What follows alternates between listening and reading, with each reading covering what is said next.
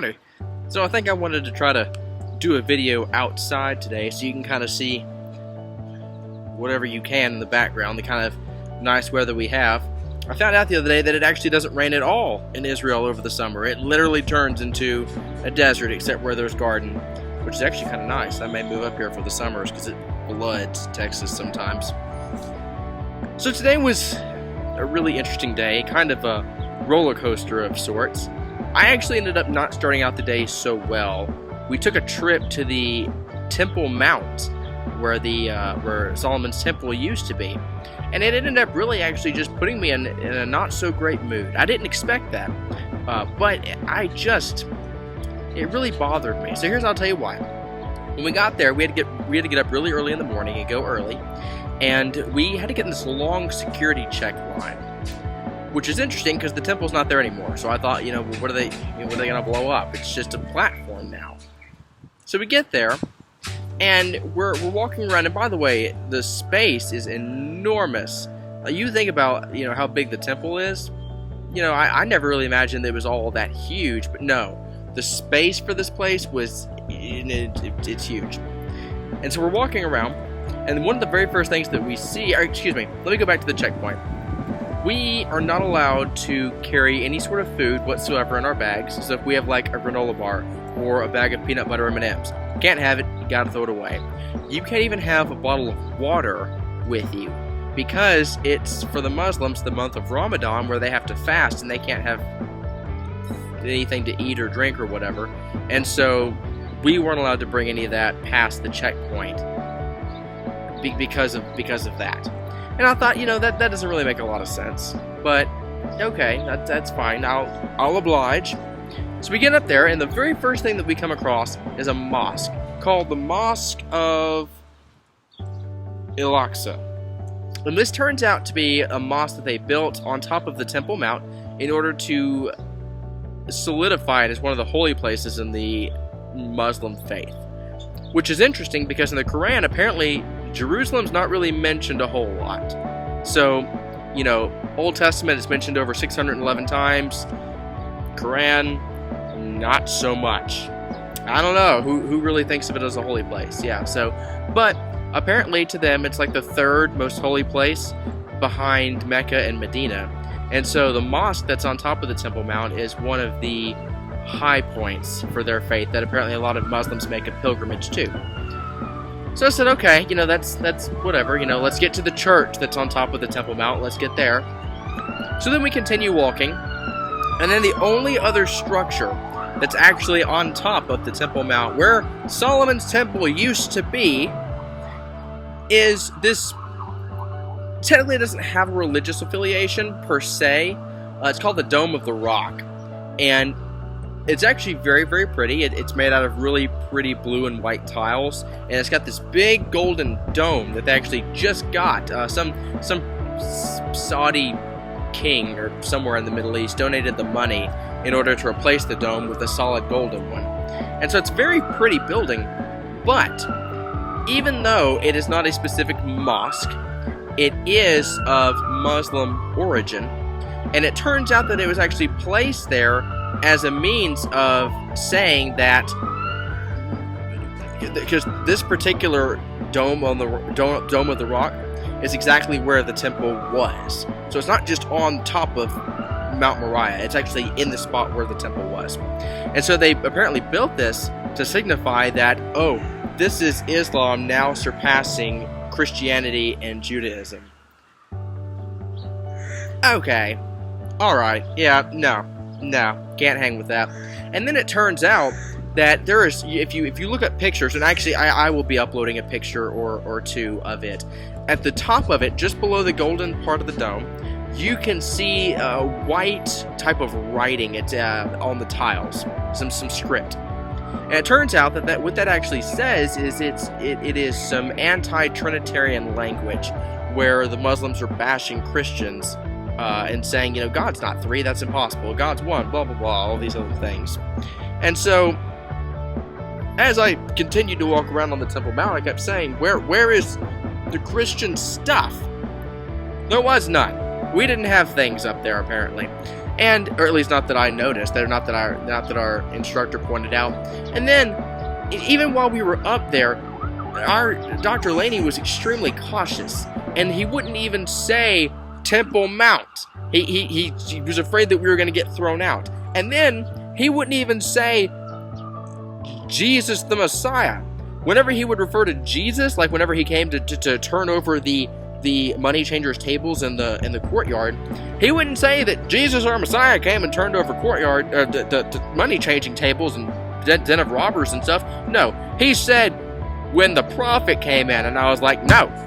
You know, if it was me up there teaching, I'd have put on my big Baptist preacher voice and said, and Jesus, our Lord and Savior, you know, and really proclaimed it. But then, you know, I'd probably get stabbed because all the security were Muslim. So, you know, I don't, that didn't set too well with me. I wasn't a fan of that. This was a holy site for Christians, and the fact that we don't have anything there, and that, you know, I had to empty out a water bottle, and the fact that I couldn't proclaim Jesus as the Christ, and I had to be so secretive and couldn't carry a Bible with me because they wouldn't let me pass the security checkpoint, that didn't set well with me. So, yeah.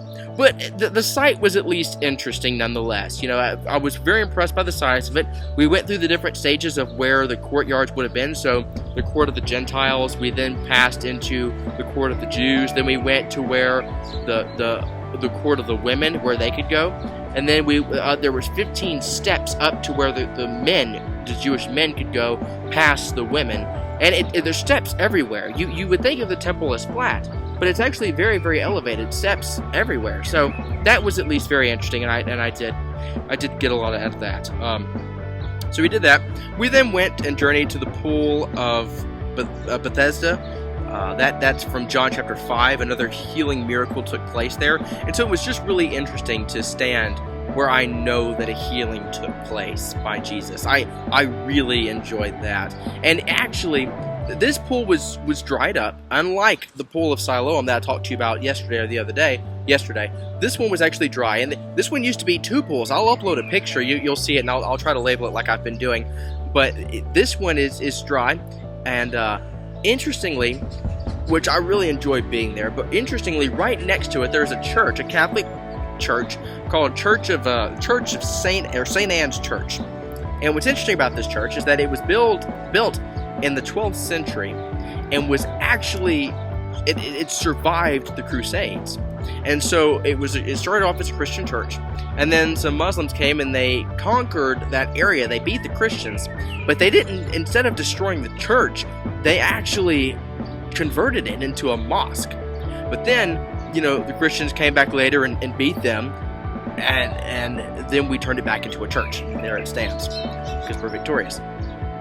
Crusades. So with that, we went inside, and it's not very large. I took one picture of it, and I think I took a short video of the inside of it that you can see. And what was really cool is it has incredible acoustics, and the entire inside of it is asymmetrical. And so nothing is completely equally portioned. I'm not entirely sure why, but Dr. Stone told me that. And the acoustics were just incredible, and you could hear our voices echo. We sang the first line to It Is Well With My Soul, and it was just phenomenal. Very, very, very, very, very powerful and very moving. I really enjoyed being there.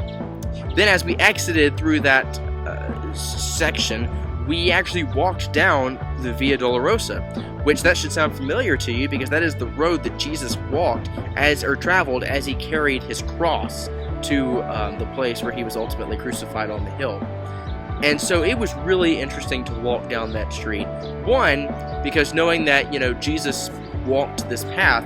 Two, because it really didn't feel anything like it. There are nothing but merchant shops and busy cars going down that way. I mean, you could tell that really just life kind of moved on around that section.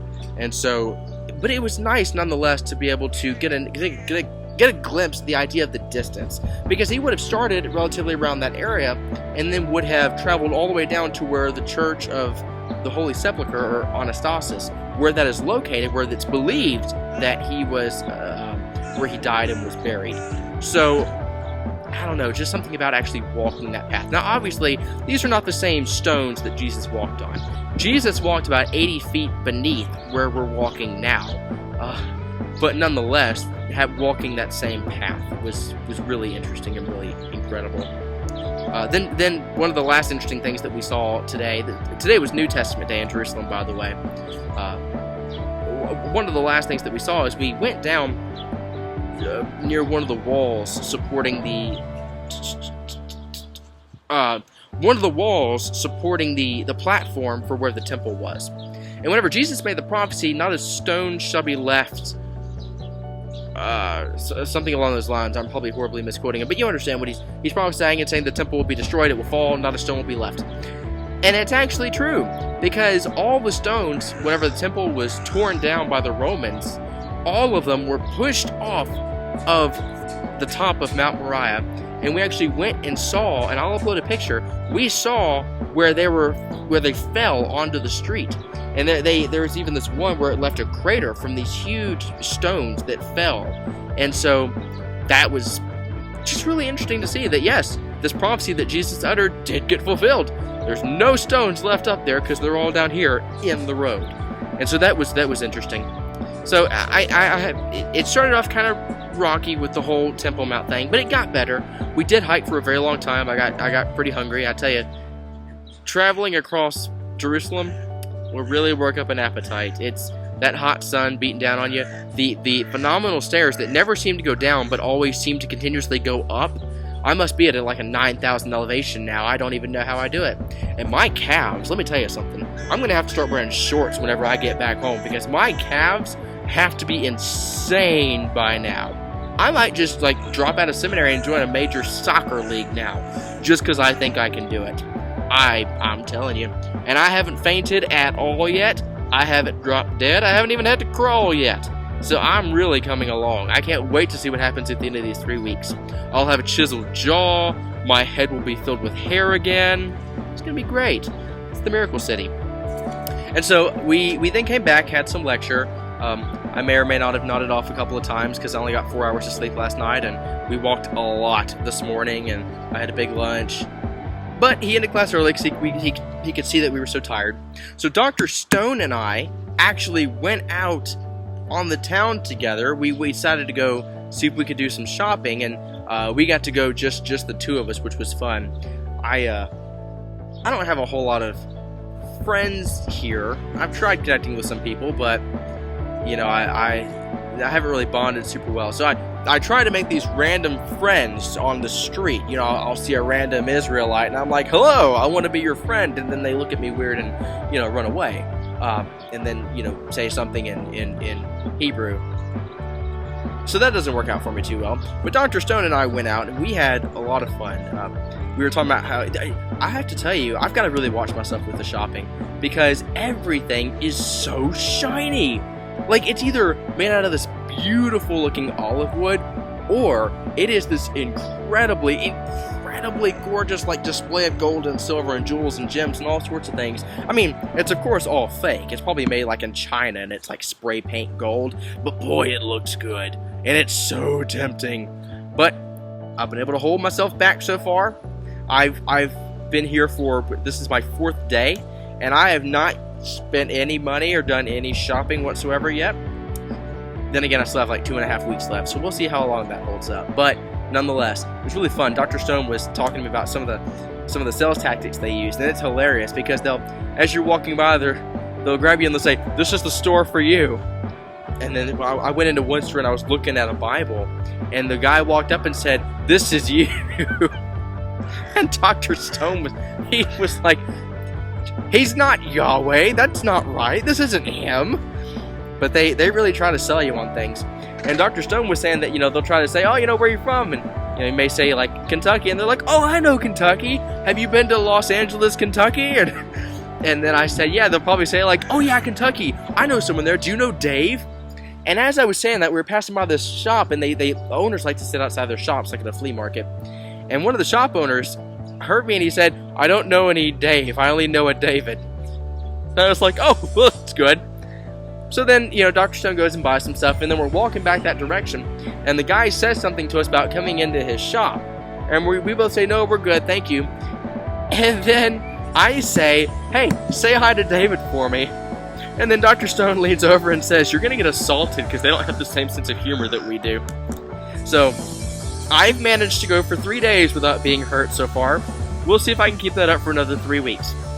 But all in all, I think that today was a good day. I did enjoy myself. Getting to actually work my way and start to venture off on the town kind of semi on my own was really fun. Having Dr. Stone there, getting to spend that time together laughing and all sorts of things like that, that was good. So I think that this was a really fun experience. We get a free day coming up, I think Sunday, and so then I'll really go out and try to find some really fun things to do and maybe take some more pictures and videos and things like that and get that uploaded and maybe experience some more of the culture. I would love to try some shawarma and falafel. First I need to learn what it is, but I would love to try some of that. I that's something you just have to experience, and I can let y'all know whether it's good or not. So either way, today has been a successful day. I very much look forward to tomorrow. We're taking a trip somewhere. Don't remember because I'm sleep deprived, but it is somewhere. So very excited. I appreciate you guys keeping up with the videos, or if no one's keeping up with video, gee, this is for you, memories. And I hope that you guys will tune in again soon. Take care.